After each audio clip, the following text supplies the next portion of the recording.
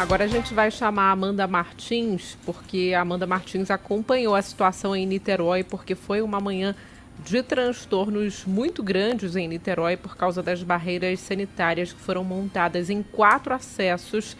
Essas barreiras geraram engarrafamento desde a ponte Rio-Niterói. Amanda Martins tem as informações.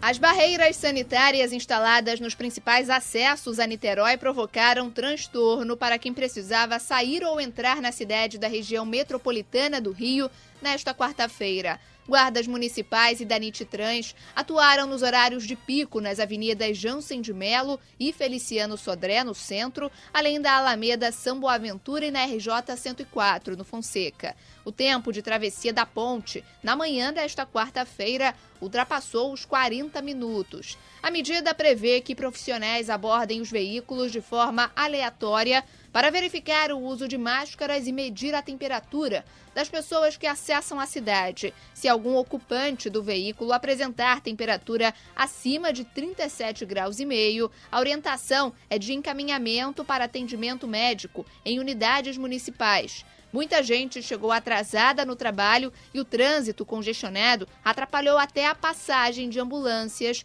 e a chegada de médicos em hospitais. Fiquei 2h30 no ônibus, um aperto tremendo. O meu horário de pegar é 9 horas.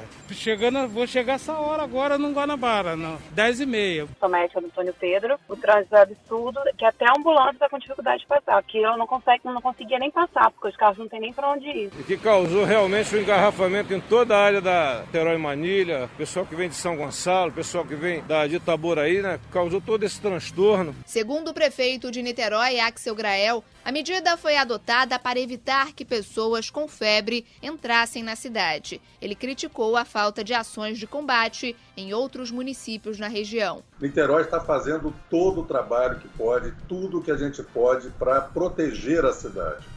Infelizmente, né, na região metropolitana, a gente tem outros municípios que está tudo aberto. Especialistas criticam a medida. Para a infectologista Tânia Vergara, na prática, ela não é eficaz. Primeiro que quem está com febre geralmente não saiu dirigindo, né?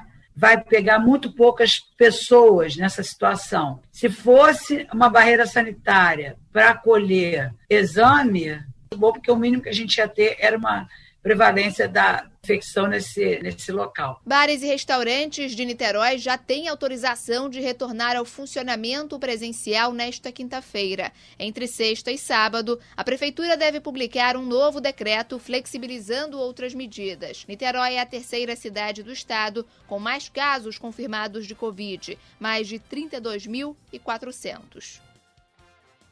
E a gente, nessa situação de Niterói, comentamos muito em relação à eficácia realmente dessa barreira sanitária. Que de sanitária não tem nada, né?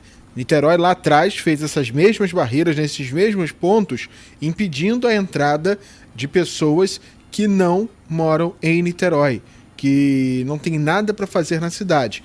Aí sim, foi uma barreira que aí pedia quem parasse lá a justificativa. Mesmo assim, não era uma barreira forte, que várias pessoas passavam. Eu, por exemplo, passei N vezes nessas barreiras de Niterói e o meu carro não é placa de Niterói, eu sou morador de Niterói. Então, assim, não fui parado em nenhum momento.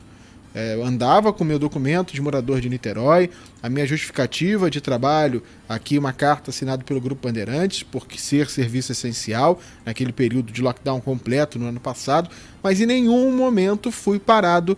E olha que eu já passei por 3, 4, 5 barreiras diferentes na época. Agora, se criar uma barreira para monitorar a temperatura das pessoas e fazer conscientização de máscara numa cidade que serve de passagem para quem vem de outros municípios, que pega uma rebarba, às vezes as pessoas nem entram em Niterói, passam direto ali pela Feliciano Sodré, descem no terminal, pegam as barcas e vão embora para o Rio de Janeiro, vem da Avenida do Contorno e sobe a ponte Rio-Niterói, nem passando pelo centro de Niterói, mas acaba sendo impactado pela barreira na entrada da Feliciano Sodré e da Jansen de Melo. Um caos na cidade de Niterói. E aí, se você for parar para ver, Icaraí, região oceânica, elas não são impactadas nesse momento pela barreira sanitária, que é ao contrário. Porém, devido a retorno, a nó no trânsito, tinha pessoas que moravam na região oceânica que demoraram hoje que moram ainda, mas que demoraram 2 horas para chegar ao centro de Niterói, sem contar o caminho restante para o Rio de Janeiro, para trabalhar. Então foi um caos na cidade hoje, sem a menor necessidade. Essa barreira sanitária colocada na cidade do jeito que está, medindo temperatura aleatória de pessoas, e aí tem pessoas que vão para os hospitais. A gente tem hospitais referentes no centro de Niterói e pessoas que passam nessa barreira sanitária e acabam precisando seguir para esse hospital para ser atendido. O que vai ser feito? Vai parar a pessoa, vai medir a temperatura, vai expor o guarda. Eu, por exemplo, quando tive a Covid, passei nessa mesma região da barreira sanitária para fazer o meu PCR no centro de Niterói. Então, se eu tivesse, naquela época, a barreira sanitária, eu poderia estar transmitindo a Covid para um fiscal que vai medir a minha temperatura. Ainda coloca essas pessoas em risco.